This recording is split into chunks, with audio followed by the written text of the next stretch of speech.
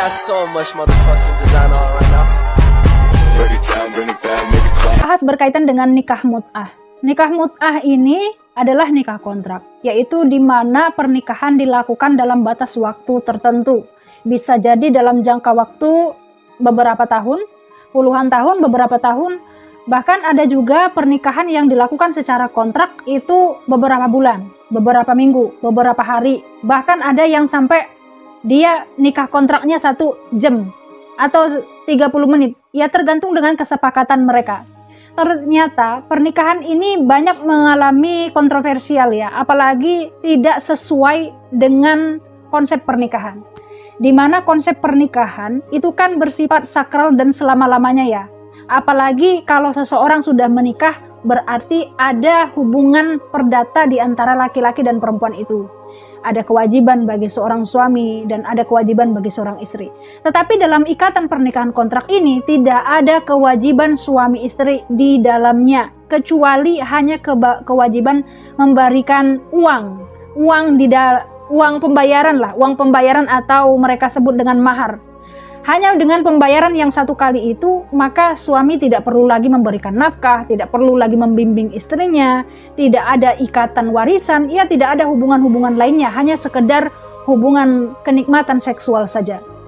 Nah, pernikahan kontrak ini dalam perspektif agama ya, kita dalam hal ini membahas dalam pandangan Islam. Dalam Islam itu ada 2 aliran. Aliran yang dalam hal ini kita bahas 2 aliran ya, yaitu aliran Sunni, yaitu Ahlu Sunnah wal Jamaah, dan aliran Syi'i atau aliran Syiah. Nah, kedua aliran ini memiliki pendapat yang berbeda berkenaan dengan nikah kontrak. Sebagaimana yang kita ketahui bahwa Ahlu Sunnah wal Jamaah atau Sunni itu mengharamkan nikah kontrak. Kenapa? Ya karena itu tidak sesuai dengan dalil syariat, tidak sesuai dengan ketentuan syariat. Ya tentunya ini berkenaan dengan dalil-dalil yang dipakai. Yang kedua, menurut pendapat dari aliran Syiah, itu menganggap bahwa nikah kontrak itu diperbolehkan. Bahkan Imamiyah dari Syiah itu mengatakan bahwa pernikahan kontrak itu disarankan, bahkan dianjurkan kepada orang-orang pemeluk dari agama Islam dengan aliran Syiah itu. Baiklah, sekarang kita melihat kepada negara-negara apa saja sih yang menggunakan aliran Syiah. Negara-negara yang mayoritas penduduknya itu menganut aliran Syiah itu Pakistan. Yang kedua itu Yaman. Yang ketiga Irak. Yang keempat Iran. Dan tentunya tidak membuka kemungkinan, tidak menutup kemungkinan ada beberapa negara yang warga negaranya menggunakan aliran dari Syiah. Sedangkan negara-negara yang Ahlu Sunnah wal Jamaah contohnya adalah negara Indonesia. Oke. Kita kembali ke negara yang melegalkan nikah kontrak, yaitu aliran-aliran Syiah. Negara yang melegalkan nikah kontrak itu contohnya kan Iran ya.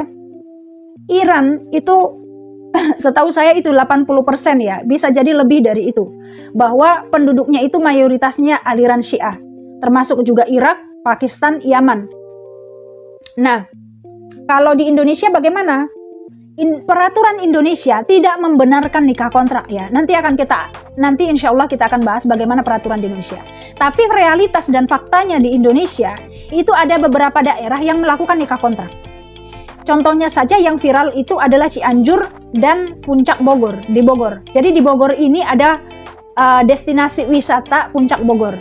Nah, biasanya pada rentang mulai Mei sampai Juli itu ada warga negara asing yang datang pergi jalan-jalan ke Bogor. Nah, sembari mereka jalan-jalan, mereka melakukan nikah kontrak dengan perempuan-perempuan yang ada di Puncak Bogor atau perempuan-perempuan yang mereka panggil ke Puncak Bogor. Bahkan ada agen-agennya di situ ya. Nah, contohnya lagi Cianjur. Itu bupatinya, karena maraknya nikah kontrak ini, bupatinya sampai mengeluarkan suatu peraturan tahun 2021 bahwa dilarang melakukan nikah kontrak. Karena nikah kontrak ini ya konsekuensinya nggak ada hubungan perdata antara laki-laki dan perempuan itu. Bahkan nanti ya apalagi masalah kewarisan anak. Kalau nanti anak lahir nanti laki-laki ini lari bagaimana? Karena di Indonesia itu tidak legal pernikahan kontrak ini ya. Nah dalam hal ini ya apa sih dalil-dalil yang dipakai oleh aliran Syiah dan oleh aliran Sunni? Kita bahas pertama yang mana ya? Dalil Syiah atau Sunni dulu? Oke, kita bahas dulu dalil dari Sunni atau Ahlus Sunnah wal Jamaah. Dalil yang digunakan oleh Ahlus Sunnah wal Jamaah untuk mengharamkan nikah kontrak itu banyak sekali, teman-teman. Itu dalil yang mengharamkan nikah kontrak itu banyak. Contohnya saja ketika perang Khaybar.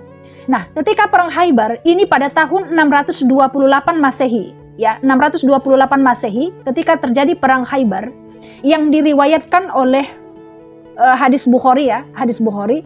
Ini Rasulullah bersabda bahwa nikah kontrak itu diharamkan. Sesungguhnya Rasulullah mengharamkan nikah kontrak. Dan juga Rasulullah mengharamkan orang-orang makan daging keledai, yang dimana keledainya ini dipakai mereka untuk tunggangan atau dipakai mereka untuk bekerja. Ya, jadi dilarang untuk makan daging keledai, yang keledainya itu dipakai untuk menunggang, yang untuk bekerja. Yang kedua, dilarang nikah kontrak.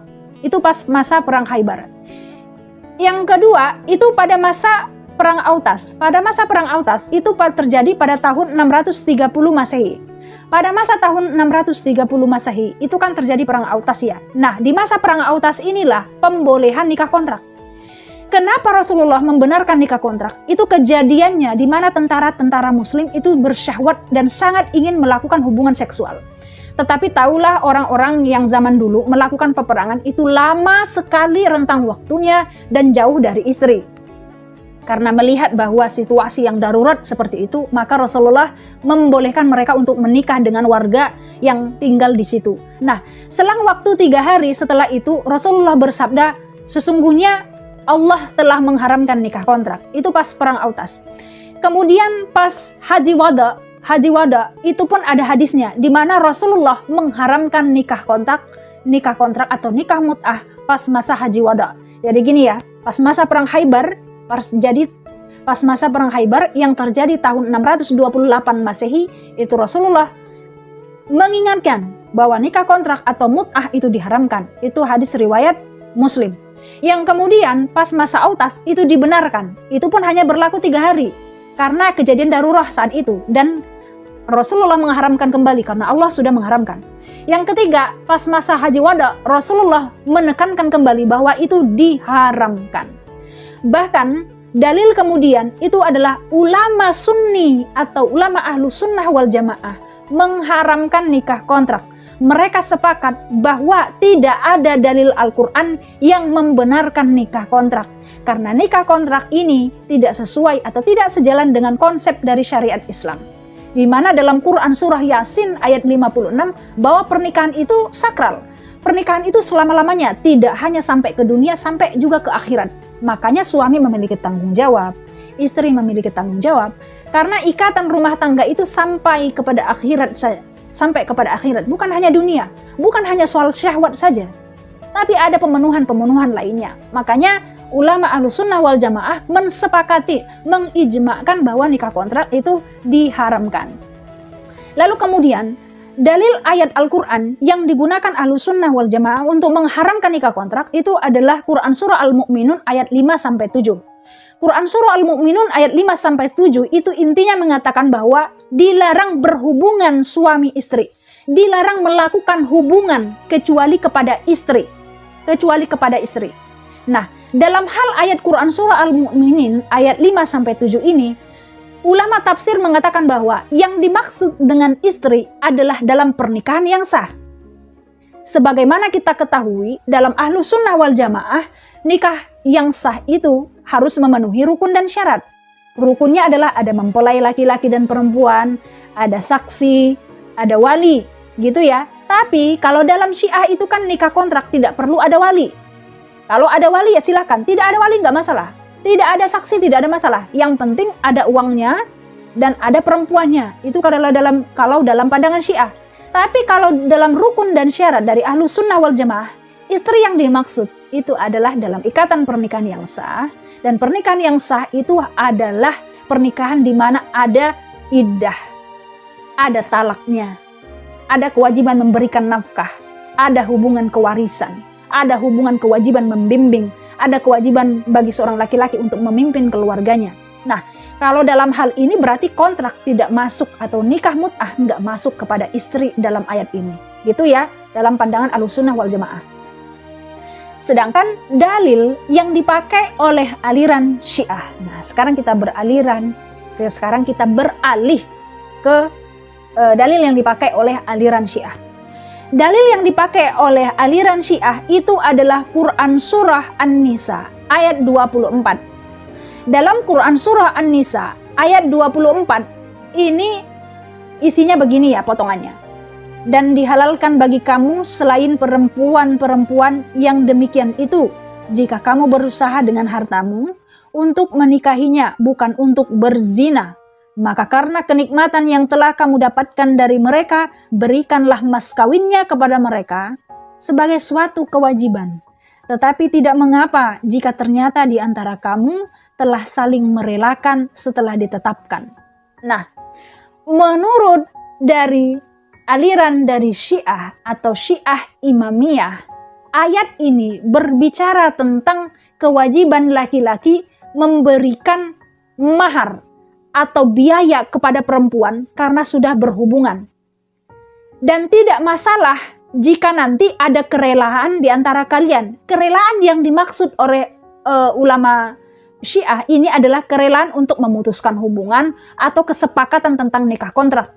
Jadi dalil yang dimaksud dalam ayat ini adalah maka karena kenikmatan yang telah kamu dapatkan dari mereka, berikanlah mas kawinnya kepada mereka sebagai suatu kewajiban. Tetapi tidak mengapa jika terjadi di antara kamu telah saling merelakan.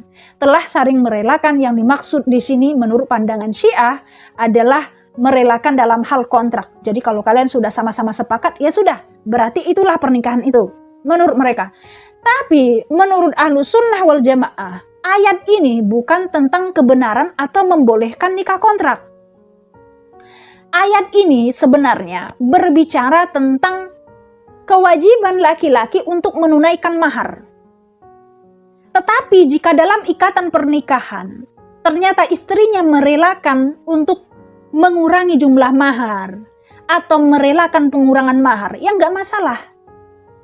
Jadi ayat ini berbicara tentang kewajiban laki-laki memberikan mahar, tetapi jika ada kerelaan di antara kalian berdua tentang ketetapan mahar itu ya nggak masalah.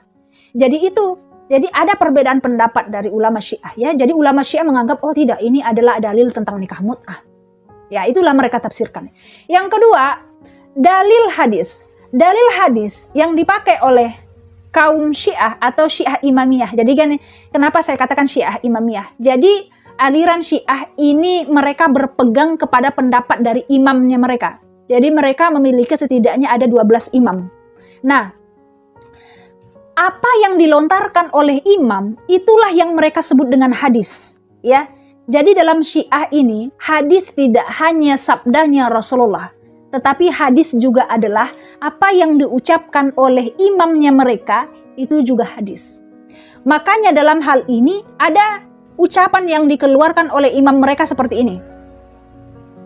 Muhammad bin Yahya meriwayatkan dari Abdullah, dari Muhammad, dari Ali bin Hakam, dari Aban bin Usman, dari Abi Maryam, dari Ja'far al-Sadiq, nikah mut'ah dibolehkan oleh Al-Quran dan sunnah Rasulullah.